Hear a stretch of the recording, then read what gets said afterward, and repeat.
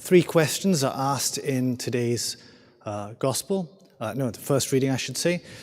Who are you? What must I do? And why delay? We're celebrating, as we have just heard, the conversion of St. Paul.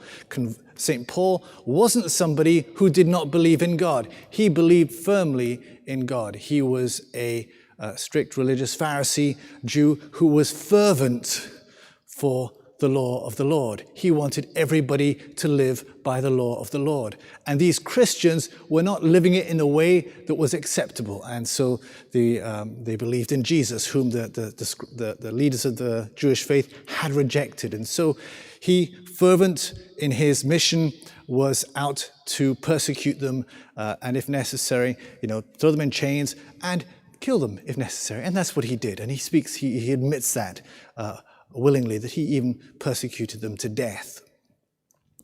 And so his conversion wasn't conversion to God, but a conversion to Jesus Christ. He was fervent. He was absolutely on fire with his faith. He was hot for the Jewish faith, but freezing cold towards the Christian faith. He did not understand, and as we've heard over the last couple of weeks, we're going through Mark, and the big question is, Mark, is who is Jesus? He did not understand who Jesus was. And for him, everything changed, as you heard in this text, when he encountered Jesus.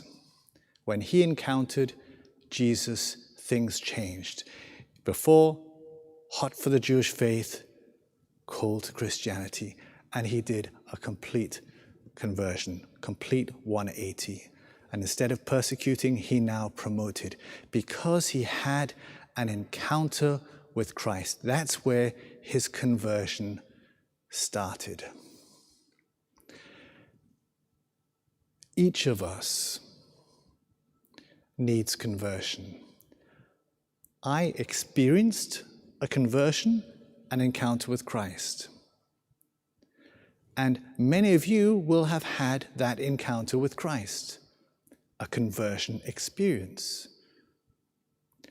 I still need to be converted. My conversion is not complete. And I need more of Christ, to know him more, to experience him more in my life. So Paul needed that conversion. I needed that conversion and need that conversion. Each of you will need that conversion, that encounter with Christ. The church needs that conversion. This parish needs conversion. And it starts with an encounter with Christ. And Pope Francis says the parish should be conducive, a place conducive to an encounter with Christ. Here in this parish, through our liturgies, through our missionary activities, through one another, you should encounter Christ. That's the goal. Conversion. It all begins with conversion. And for that to happen, for the conversion to happen, it needs the second question. So St. Paul, who are you? I am Jesus Christ whom you are persecuting. He has that encounter. And then once the encounter happens, what must I do? Get up and go.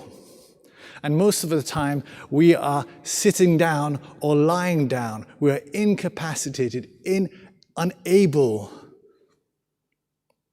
to do what is primary as Christians, what is preeminent as Christians, what is preferential as Christians. That's what St. John Paul II says.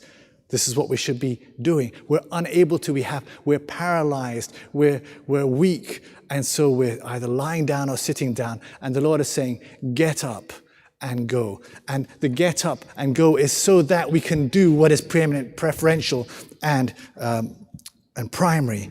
And this is what the Lord speaks to the disciples about at his ascension in the gospel. He says, go, get up, go out to the whole world and proclaim the good news. That is first. He speaks afterwards of baptism. That is second. St. Paul recognized that. When he was writing to the Corinthians, he said, I didn't baptize any of you. The Lord did not send me to baptize, he said, but to preach. Paul recognized that preaching, evangelization was first. That's the first thing. As church, as parishes, as individuals, that's first. That's first. Helping others to have an encounter with Jesus Christ so that their lives may change.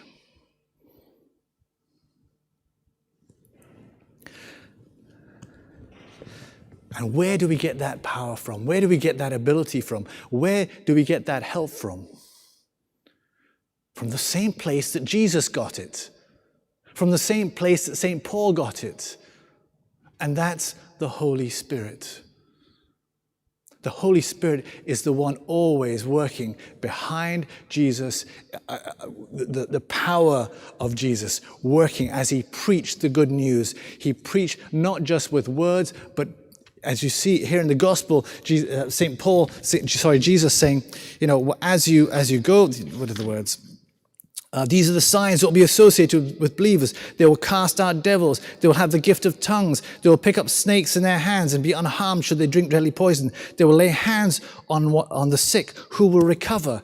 And St. Paul speaks about preaching, not only his words of preaching being accompanied by the power of the Holy Spirit. And those are the things that St. Paul is talking about. These signs. The signs aren't everything, but the signs help us and help those who are maybe wavering in their faith or unsure. Is this really true?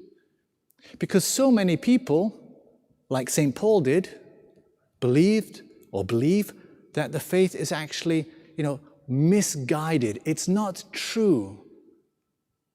It is just a series of rituals and rules that people follow, and there is no power in them. But you know that there is power in this faith because God is alive and the Holy Spirit has come amongst us and he acts.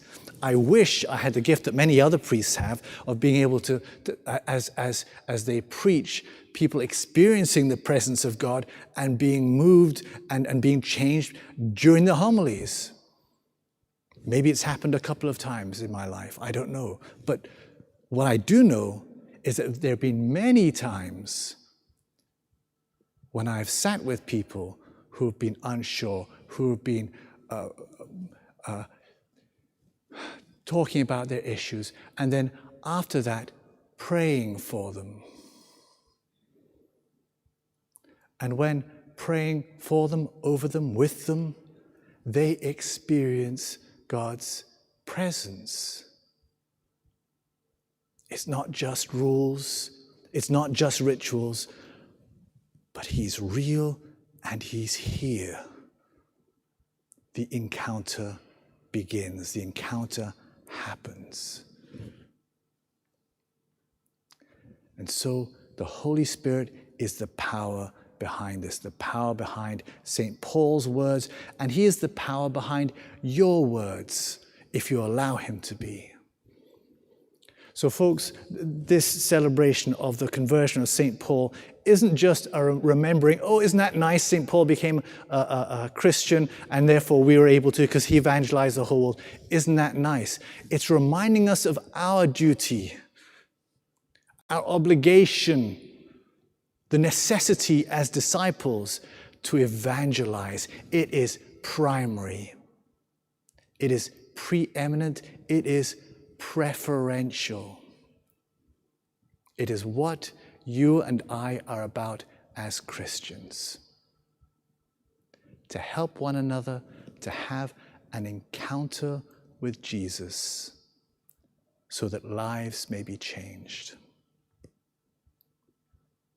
The parish is meant to encourage you and train you to do that.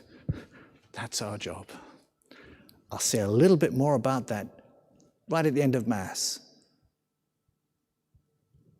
Today, however, it's time to recommit ourselves to what is primary, preeminent, and preferential.